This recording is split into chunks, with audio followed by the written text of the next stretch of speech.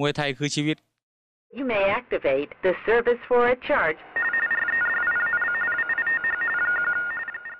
Hello, everybody. This is Eric Rivera from Muay Thai is Life, and this is Muay Talk, interviews with Muay Thai's champions. Today, we're here with Kevin Ross, who is currently the WBC national champion and also the WBC international champion at 142 pounds. Correct, Kevin? 140, but that national one was 147, but they took it away from me because they said I couldn't have two belts. Okay. The 147 one is vacant, or who has it? I don't know. I guess they said that I'm not allowed to be ranked in two different weight divisions, so which doesn't make much sense to me. I mean, I fight in both, so I should be able to be ranked in both and have belts in both. Yeah, sure. That is strange. But, all right. Okay, and you also own a USMF title, correct? Yeah. National title. Yeah. All right. So, Kevin, going back, I mean, everybody wants to, I guess, it's been talked about a lot, which was your fight, before we go into your next fight coming up, but, was your fight with Saenchai. I mean, talk to us a little bit about that. I mean, you came out, you definitely impressed a lot of people. You fought a hard fight with Saenchai. You landed a head kick on him. You did a lot of, you were doing some, you were going in there and doing some damage to him. I mean, definitely Saenchai is a tough guy. So talk to me a little bit about that 5-round battle that you two guys had. Yeah, man, it was a good fight, man. It was exciting. The fans loved it, and the atmosphere there was completely insane. I mean, I fought on the King's birthday before in front of 100,000 people, and like that was more intense fighting on that card there. It was nuts, man. Like you just feel like the importance of it and like how big it was, and it was really cool, man. I feel really blessed to be part of it. But yeah, the fight was great, man. I kind of went how I thought it would go. I mean, if things went my way. I kind of got sidetracked and got stuck on only boxing, and I didn't really mix it up as much as I should have, and if I would have, I think I could have pulled out the win in that. I got that 8 count in the second round, which, I was really just off balance, and he clipped me in the back of the head. I mean, it didn't even faze me at all. He kicked me across the face in the first round. That rocked me more than anything, but I didn't go down or nothing from that. But it is what it is, and, call it what you want. And, there's plenty of people online saying he dominated me or he was just playing around, and, he let me last the fight, which is crazy. They had to carry him back to the dressing room, so you can go ask him if he was really trying to finish me or not. That's kind of crazy because, definitely you could see that he was, it wasn't like, he walked out of that fight looking like he was completely, having a great time. I mean, you looked like he was tired. It looked like it was a tough fight for him. You definitely pushed the pace a lot. I mean, yeah, that was one of the criticisms, I guess, that, some of us in the Muay Thai media, I guess you can call it, brought up was, you did kind of get stuck on the boxing there, and we were like, man, you got to throw in some kicks and stuff like that. But, when it comes all said and done, I mean, it's easier said than done, when you're in the ring with a guy like Saenchai. I think your head is somewhere else, and, talk to me a little bit about, his style. I mean, what did you think, you fighting him, what did you think was most difficult? Was it difficult to find him? Was it his angles moving around? What was the part that you were having the trouble most with, that you were thinking in the ring, all right, this guy's got me on this and I can't catch him or something? Going in there, I was hesitant to throw a lot of kicks just because I know he's so good at catching them and, flipping people around and stuff. I definitely wasn't looking to avoid the clinch or anything. I mean, as you saw, we went into it plenty of times. Some interesting refereeing was going on there, but whatever. More than anything, it was his distance, I'd say. It was really hard to get some solid shots going. He was either too far away or too close. And that's a big reason I had to keep those hands going like that, just to stay busy and to keep the pressure on him and not, I knew I couldn't give him room to, do all his tricks and stuff.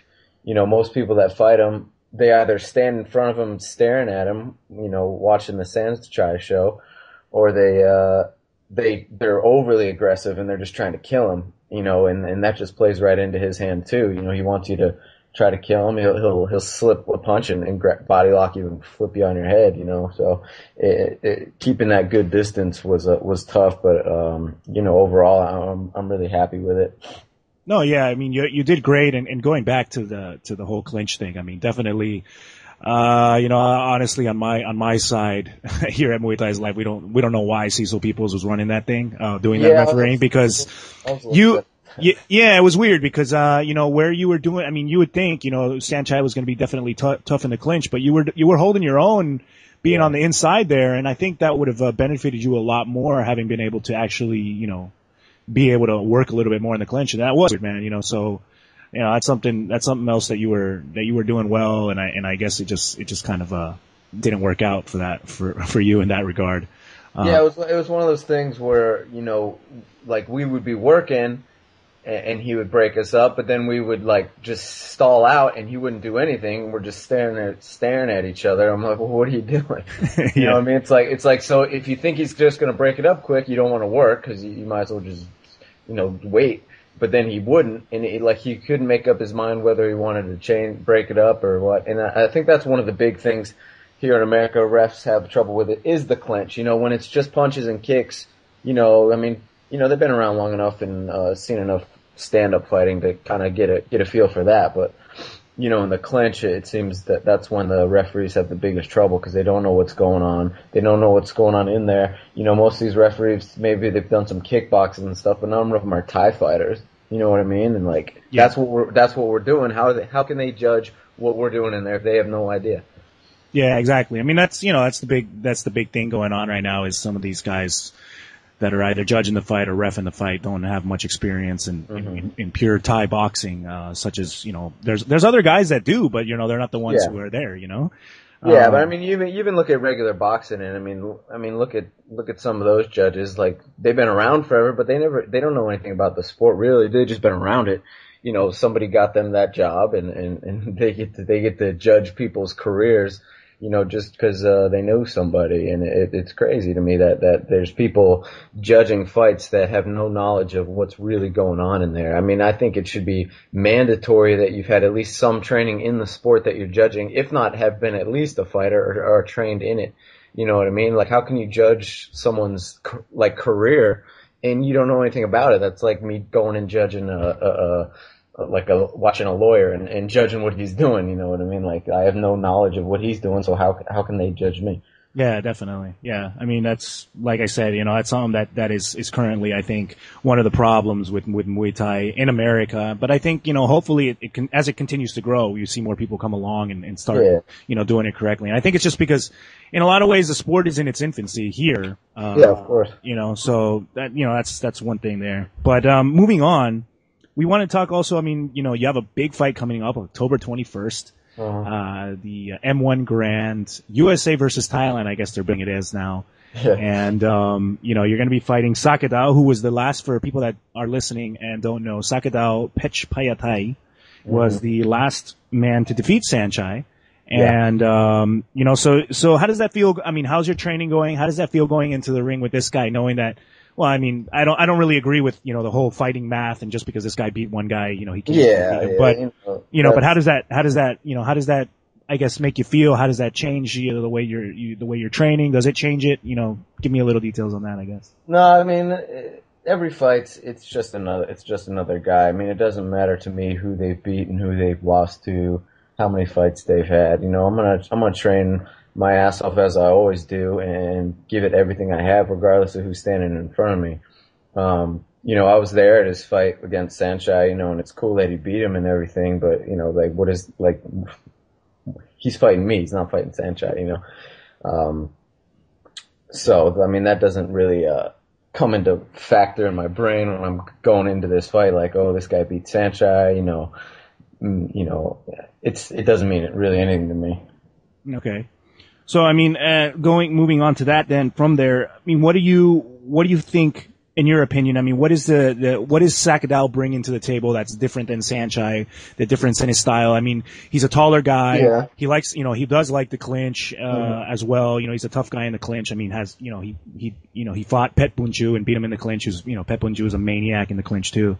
So, I mean, what's the difference there? He's a little bit a bigger guy. I mean, how do you feel that the styles match up, differently than Saenchai?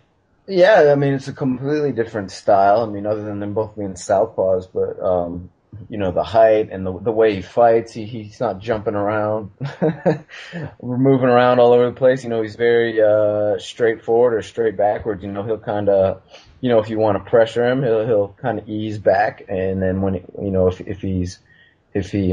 wants to turn it up, he'll kind of inch forward, but he ain't crazy going forward or crazy going backwards. You know what I mean? So, I think it'll be a completely different fight than the Saenchai fight. He's real basic, but he's obviously really good at those basics. I mean, he doesn't do a lot of, crazy things. I mean, it's like jab, kick, hook, kick, clinch.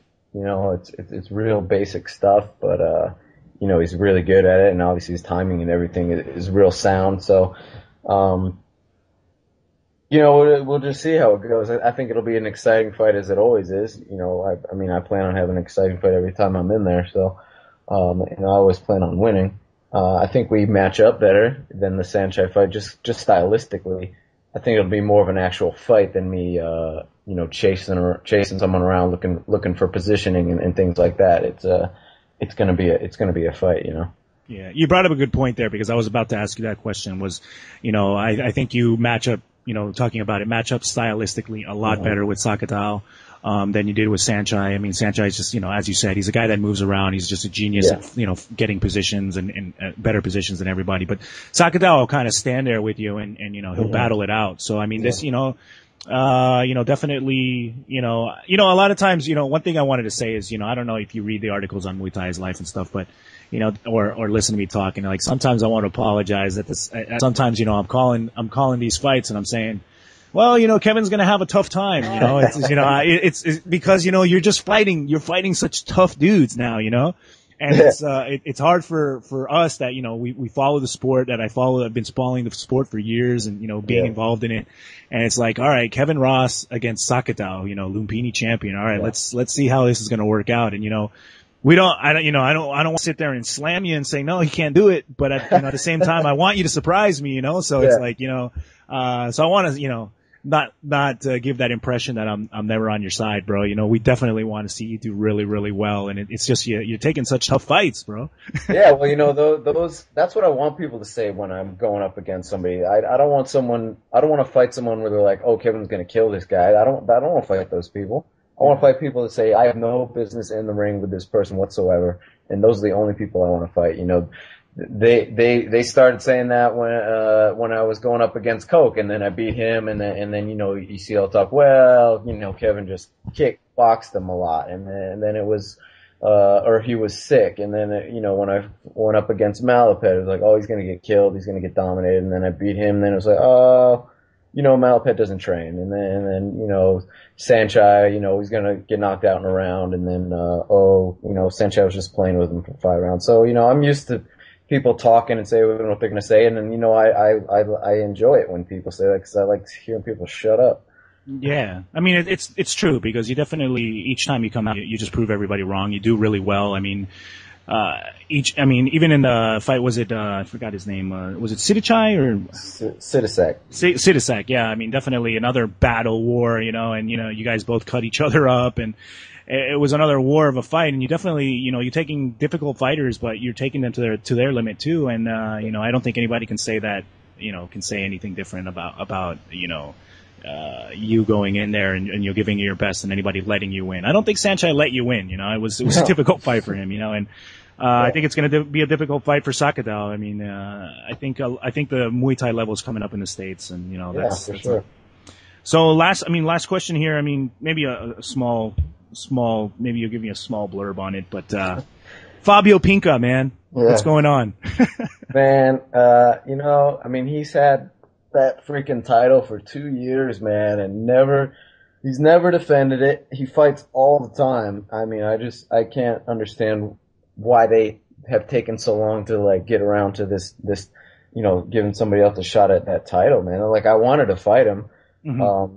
But he got into the Thai fight last year and he's in it again, so he's not going to be able to defend it again. I mean, this is, it's going to go on 3 years if they let it go on any further.